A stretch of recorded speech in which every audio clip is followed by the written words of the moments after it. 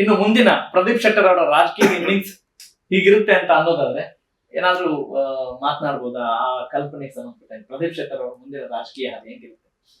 ಮುಂದಿನ ರಾಜಕೀಯ ಯಾರು ಹೆಂಗಿರ್ತದೆ ಹೆಂಗ್ ಗೊತ್ತಿರುತ್ತೆ? ಅಂದ್ರೆ ನಿಮ್ಮ ಕನಸಲ್ಲಿ ನಿಮ್ಮ ಕಲ್ಪನೆ ನಂದು ಒಳ್ಳೇದೇ ಇದೆ, ಕನಸಿದೆ. ಮುಂದೆ ಬೇಸ್ಮೆಂಟ್ ಬೇಕಲ್ಲ, ನೀಲನಕ್ಷೆ ಇರ್ಬೇಕಲ್ಲ. 100% ಇದೆ ರಾಜಕೀಯದಾಗ. ಆದ್ರೆ ಗೊತ್ತಾಗಲ್ಲ, ಟಿಕೆಟ್ ಗೊತ್ತಾಗಿದೆ, ನಾಮಿನೇಷನ್ ಮಾಡಕ್ ರೆಡಿ ಮಾಡ್ಕೊಂತ ಇದ್ದೇವೆ. ಸರ್ ಯಾವ್ದು ಗೊತ್ತಾಗಲ್ಲ, ಆದ್ರೆ ನಮ್ಮ ಆಗ್ಬೇಕಲ್ಲ, ಎಲ್ಲ ಆಗ್ಬೇಕಲ್ಲ. ನಾವು ಚಲೋ ಆಸೆನ ಇಟ್ಕೊಂಡಿರ್ತೀವಿ ಎಲ್ಲಾರು. ಹೌದ್ರಿ, ಆಗ್ಬೇಕು, ಕ್ಷೇತ್ರ ಅಭಿವೃದ್ಧಿ ಮಾಡ್ಬೇಕು, MLA ಆಗ್ಬೇಕು, MP ಆಗ್ಬೇಕಂತ ಎಲ್ಲಾರು ನಾವು ಬಂದಿರ್ತೀವಿ. ಕರೆಕ್ಟ್. ಆಯ್ತು ಸರ್, ನಿಮ್ಮ ಪ್ರಕಾರ ಒಂದು ಒಳ್ಳೆ ಹಾದಿ ಅಂತೂ ಇದೆ ಅಂತೀರಿ.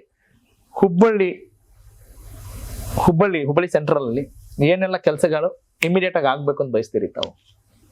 ನೀವು ಬರೀ ಒಬ್ಬ ಜನನಾಯಕ ಅಷ್ಟೇ ಅಲ್ಲ, ಒಬ್ಬ ಪ್ರಜೆ ಕೂಡ ಹೌದು ಅಲ್ವಾ ಸರ್?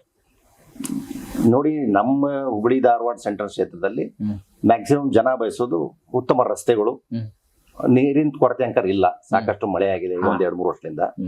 ಉತ್ತಮ ರಸ್ತೆ ಇರಬೇಕು, ಒಳ್ಳೆ ನಮಗ ಏನಿದೆ ಇನ್ಫ್ರಾಸ್ಟ್ರಕ್ಚರ್ ಚೆನ್ನಾಗಿರ್ಬೇಕಂತಾರೆ.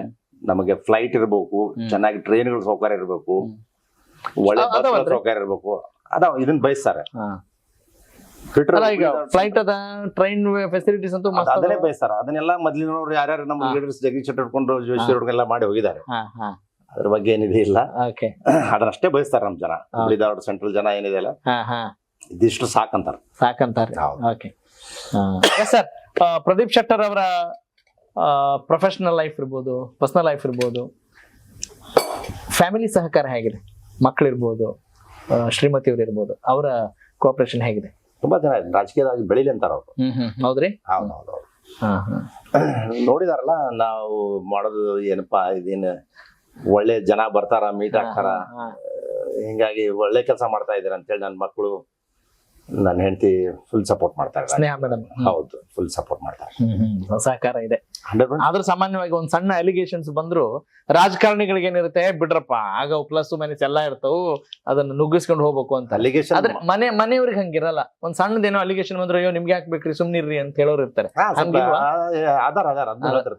ಅವೆಲ್ಲ ಯಾಕೆ ಸ್ಟೇಟ್ಮೆಂಟ್ ಕೊಡ್ತೀರಿ ಯಾವ ಇವೆಲ್ಲ ಅಂತ ಹೇಳ್ತಿರ್ತಾರ. ಇವೆಲ್ಲ ಅವೆಲ್ಲ ರಾಜಕೀಯದಾಗ ಇರೋದು ಅಂತ ಹೇಳ್ಕೊಂತ ಸ್ಟೇಟ್ಮೆಂಟ್ ಕೊಡ್ಕೊಂಡು ಹೋಗ್ತೀವಿ. ಆಗ್ಲಿ ಸರ್, ಬಹಳ ಖುಷಿ ಆಯ್ತು ನಿಮ್ ಜೊತೆ ಮಾತನಾಡಿ. ಹಾಗೇನೆ ನೀವು ಒಳ್ಳೆ ಬ್ಯಾಡ್ಮಿಂಟನ್ ಪ್ಲೇಯರ್, ಅದ್ರ ಬಗ್ಗೆ ಒಂಚೂರು, ಈಗ 1 ವರ್ಷದಿಂದ ನೀವು ಆಡ್ತಾ ಇಲ್ಲ ಜಾಸ್ತಿ ಅಂದ್ರೆ ಏನಾಗಿದೆ, 1-2 ಸರಿ ನಾನು ಅದು ಸ್ಲಿಪ್ ಆಗಿ ಬಿದ್ದೆ, ಲಂಬಾರ್ ಸ್ಪಾಂಡಿಲೈಟಿಸ್ಗೆಲ್ಲ ಸ್ವಲ್ಪ ಪೆಟ್ಟು ಬಿದ್ದು ಕುಂಡ್ತಾ ಇದ್ದೀನಿ.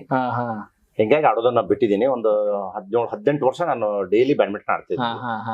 ಅದಕ್ಕಿಂತ ಮುಂಚೆ ಸ್ಕೂಲ್ ನಲ್ಲಿ ಕ್ರಿಕೆಟ್, ಹಾಕಿ ಇವನ್ನೆಲ್ಲ ಆಡ್ತಾ ಇದ್ದೆ. ಒಳ್ಳೆ ಪ್ಲೇಯರ್. ಏನ್ ಬ್ಯಾಟ್ಸ್ಮನ್ ಬೌಲರ್ ಸರ್? ನಾನು ಬ್ಯಾಟ್ಸ್ಮನ್ ಇದ್ವಿ. ಒಟ್ಟು ನಮ್ಮಲ್ಲಿ ಲೆಮೆಂಟನ್ ಹೈಸ್ಕೂಲ್ ಅಲ್ಲಿ ಇದ್ವಿ. ನನ್ ಗ್ರೂಪ್ ಎಲ್ಲಾರು ಸ್ಪೋರ್ಟ್ಸ್ ಅಲ್ಲಿ ಜಾಸ್ತಿ. ಎಲ್ಲಾರು ಹೌದ್ರಿ, ಎಲ್ಲಾರು ಒಂದಲ್ಲ ಒಂದು ಇದ್ರಲ್ಲಿ ಸ್ಪೋರ್ಟ್ಸ್ ನಲ್ಲಿ ಇದಾರೆ. ಹಿಂಗೆ ನಮ್ಮ ಮನೆಯಲ್ಲಿ ರೈಲ್ವೆ ಗ್ರೌಂಡ್ ಪಕ್ಕ ಇತ್ತು. ನಾನು ಸಣ್ಣ ಇದ್ದ ಸ್ಕೂಲ್ ನಲ್ಲಿ. ನಾವೆಲ್ಲ ಅಲ್ಲಿ ರೈಲ್ವೆ ಗ್ರೌಂಡ್, ಪಿಂಟೋ ರೋಡ್ ಎಲ್ಲ ಇದೆ. ಹಿಂಗೆ ಪಕ್ಕನೆ ಗ್ರೌಂಡ್. ಡೈಲಿ ಯಾವ್ದಾರ ಒಂದ್ ಗೇಮ್ ಗ್ರೂಪ್ ತಗೊಂಡು ಹೋಗೋದು. ಮತ್ತೆ ದೊಡ್ಡ ಶೆಟ್ಟರ್ ಆಡ್ತಿದ್ರಿ? ಅಣ್ಣಾರ್ದು ಚೆಸ್ ಇದಿದ್ರು. ಅವರು ಆಲ್ಮೋಸ್ಟ್ ಡಿಸ್ಟ್ರಿಕ್ಟ್ ಚಾಂಪಿಯನ್ ಇದ್ರು, ಆಮೇಲೆ ಸ್ಟೇಟ್ ಲೆವೆಲ್ ಆಡಿದ್ರು. ಚೆಸ್ ಆಡ್ತಾ ಇದ್ರು. ಕ್ಯಾರಮ್ ನಲ್ಲೂ ಚಾಂಪಿಯನ್ ಆಗಿದ್ರು ಅವರು. ಈಗ ಯಾವಾಗ ಆಡ್ತಾರ್ರಿ ಬಂದ್ರೆ ನಿಮ್ ಕೂಡ?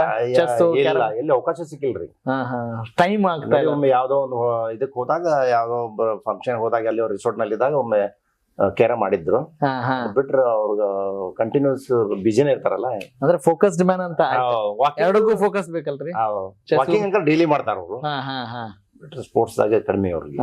ವಾಕಿಂಗ್ ನಿಮ್ ಈಗ ನಡೀತದ ಸರ್? ವಾಕಿಂಗ್ ಅಷ್ಟೇ ಮಾಡ್ತೇನೆ ಈಗ. ಮಾಡ್ತೀರಿ?